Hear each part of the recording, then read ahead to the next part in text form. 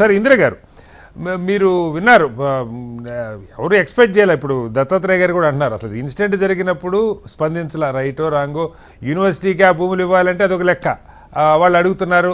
ఇదంతా కాకుండా ఇప్పుడేదో ఎన్నికల క్యాంపెయిన్ మరొకటి హర్యానాలో ఇది ఏకంగా అటవీ భూమిని మాట్లాడటం, బహుశా ముఖ్యమంత్రి గారు కూడా ఆశ్చర్యానికి గురైనట్టున్నారు. ఆయన చెప్తున్నారు ఈ తప్పుడు ప్రచారం విని ఇప్పుడు ఫారెస్ట్ ల్యాండ్, డైరెక్ట్గా ఫారెస్ట్ ల్యాండ్ అంటే కేంద్ర ప్రభుత్వం నిధిని పర్యవేక్షణ ఉంటుంది, ఎన్జిటి నేషనల్ గ్రీన్ ట్రిబ్యునల్ పర్యవేక్షణ ఉంటుంది, అసలు ఆ భూముల్ని ఎవరు ముట్టుకోవడానికి ఉండదు. హైదరాబాద్ నడిబొడ్డులో ఎప్పుడో 30, 40, 50 ఏళ్ల క్రితం ఇచ్చినటువంటి భూములకు సంబంధించి వాటిల్లో అటవీ భూమి ఉంది, ఇది అటవీ భూమి అని చెప్పి ప్రధాని మాట్లాడటం అంటే మీకేమనిపిస్తుంది ఇందిర గారు? ఫస్ట్ ఆఫ్ ఆల్ ప్యానెల్లో ఉన్నటువంటి సోదరులకు అలాగే హెచ్ఎంటీవీ ప్రేక్షకులకు గుడ్ ఈవినింగ్ అండి. ఒక ప్రధానమంత్రి స్థాయిలో ఉన్నటువంటి వ్యక్తి అంటే ఫస్ట్ ఆఫ్ ఆల్ మనం తెలుసుకోవాల్సింది ఇక్కడ ఏంటంటే బీజేపీ అని అంటే కంప్లీట్ జూటా పార్టీ అనేది పలుసార్లు చెప్పినాం మనం ఆ స్టేట్మెంట్. బీజేపీ అంటే బడా జూటా పార్టీ అన్నది వాళ్ళ లైన్ లోనే ఉన్నది. పోనీ అధికారంలో ఉన్న ప్రధానమంత్రి స్థాయిలో ఉండి అది ఏ భూమి, అడవి భూమి లేకపోతే అలా మామూలుగా వదిలేస్తే ఆ గడ్డి గాదం పెరిగి చెట్లు చేమలు పెరిగి ఒక కంచెలాగా ఉన్నటువంటి కంచె భూమి అన్నది తెలియలేనటువంటి పరిస్థితిలో ఉంటే మరి తెలంగాణ రాష్ట్రం నుంచి నాయకులు రాసిచ్చిన స్క్రిప్ట్ చదువుతున్నది మనం అర్థం చేసుకోవాలి. లేదు అని అంటే అన్ని తెలిసి కూడా ఇక్కడ అధికారం కావాలి కాబట్టి ఇక్కడ ప్రభుత్వాన్ని బ్లేమ్ చేయాలనే ఉద్దేశంతో మాట్లాడుతున్నారని మనం అర్థం చేసుకోవాలి. కాబట్టి ఇక్కడ భారతీయ జనతా పార్టీ ఇచ్చినటువంటిదైనా కూడా నరేంద్ర మోదీ గారి నిజంగానే చిత్తశుద్ధి మోదీ గారికి యూనివర్సిటీల పైన ఉంటే ఫస్ట్ మీరు చేయాల్సింది ఏంటి, అక్కడ ఉన్నటువంటి జరుగుతున్నటువంటి పరిస్థితులను ఒక సుమోటగా తీసుకొని ఏం జరుగుతుందన్నది మీరు ఒక కమిటీని ఇక్కడికి పంపించుండొచ్చు. పిఎంఓ ద్వారా మీరు ఎవరైనా ఇక్కడికి పంపించినారా? పంపించలే. సుప్రీంకోర్టు సుమోటగా తీసుకొని వాళ్ళు ఎంక్వైరీ రిజిస్టర్ ని పంపించి ఏం జరిగిందో మాకు పంపమని చెప్పేసి సుప్రీంకోర్టు అడిగింది. ఇక్కడ సుప్రీంకోర్టుకు అక్కడ స్పందించడానికి కూడా ముఖ్య కారణం ఏంటి అని అంటే ఒక జర్నలిస్ట్ అనేటువంటి ఒక వ్యక్తి తన ఒక వీడియోని పోస్ట్ చేయడం ద్వారా ఆ వీడియో తను నిజం తెలుసుకొని మళ్ళీ డిలీట్ చేసిన తర్వాత కొద్దిమంది సెలబ్రిటీస్, సినీ సెలబ్రిటీస్ అయి ఉండొచ్చు,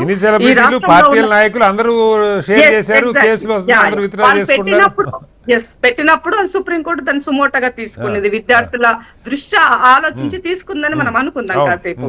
కానీ పూర్వపరాలు తెలుసుకోకుండా అక్కడ నిజంగానే జంతువులు ఉన్నాయా, జంతువుల పట్లనే ఇదంతా అమానుషం జరిగిందా, బుల్డోజర్లు వాటిపైన పోయినాయా, ఇది ఏది తెలుసుకోకుండా వేగ్గా స్పందించి మాట్లాడి ఎన్నిసార్లు అబాస్పాలు అవుతారు వీళ్ళు. కేంద్రంలో అధికారంలో ఉన్నారు అని అంటే బాధ్యత లేకపోతే ఎట్లా మీకు?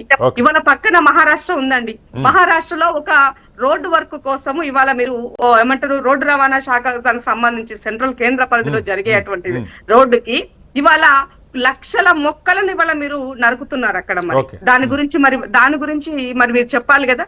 అదేమో అది వాళ్ళ దృష్టిలోనేమో ప్రభుత్వ అభివృద్ధి కోసం జరుగుతున్నట్టు, ప్రజల అభివృద్ధి డెవలప్మెంట్ కోసం జరుగుతున్నట్టు. మరి ఈ రాష్ట్రంలో జరిగేది ఏంటి? అది వాస్తవానికి ఇవాళ తప్పు పూర్తిగా నరేంద్ర మోదీ గారు ఒప్పుకోవాల్సిన అవసరం ఉంది. ఆనాడు భూమి ప్రైవేటు పరం అవుతున్నదే ఎన్డీఏ హయాంలో, కేంద్ర ప్రభుత్వం ఆధీనంలో ఉన్నది.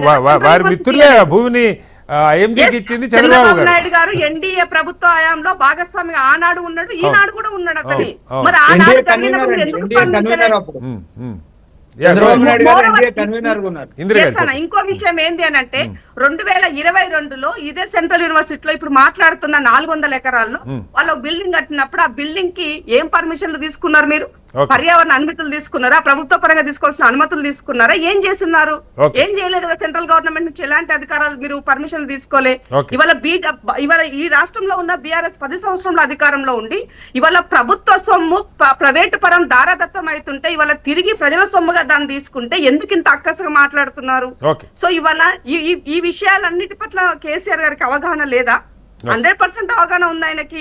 సో ఆయనే కదా చెప్పింది భూముల అమ్మకంతోనే అభివృద్ధి అని పెద్ద మనిషి చెప్పినారు. ఇవి అసెంబ్లీ సాక్షి చెప్పినటువంటి కాదు. ఇందిర గారు, నా పాయింట్ ఏంటంటే సరే రాజకీయంగా మాట్లాడవచ్చు, నాయకులు బీఆర్ఎస్ నాయకులు మాట్లాడారు, బీజేపీ నాయకులు మాట్లాడారు, సరే ఏ పోస్టులు కనపడేవన్నీ పెట్టారు, మళ్ళీ డిలీట్ చేసుకున్నారు, కేసులు పెడతారని ఇవన్నీ జరిగినాయి.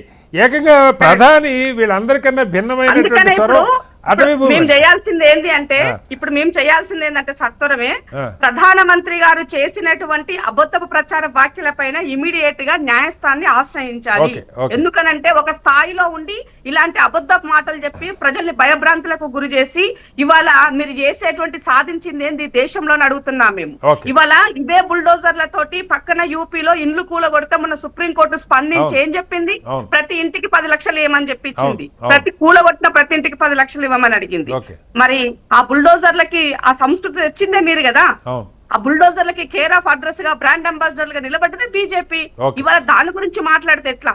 మీకు అధికారం కావాలంటే ఈ రాష్ట్ర ప్రజల్ని మన్నలు పొందాలి అంటే రవి గారు ఈ ప్రజల వస్తున్నారు. యొక్క ఒక్క నిమిషం. ఓకే. విశ్వాసం పొందాలంటే ఏం చేయాలో ఆలోచించండి. ఫేక్ ప్రచారం ద్వారా ఇవాళ మీరు ఏమంటారు ఫేక్ వాట్సాప్ యూనివర్సిటీ ఏదైతే నడుస్తుందో అదే ముచ్చట మళ్ళీ పదే పదే చెప్పడం ద్వారా ప్రజల విశ్వాసాన్ని కోల్పోతారు తప్ప మీకు మిగిలేది ఏమీ లేదు ఈ రాష్ట్రంలో అని రైట్ చెప్పదలుచుకున్న ఈ సార్, ఇంద్ర గారు సందర్భంగా. మళ్ళీ వస్తాను.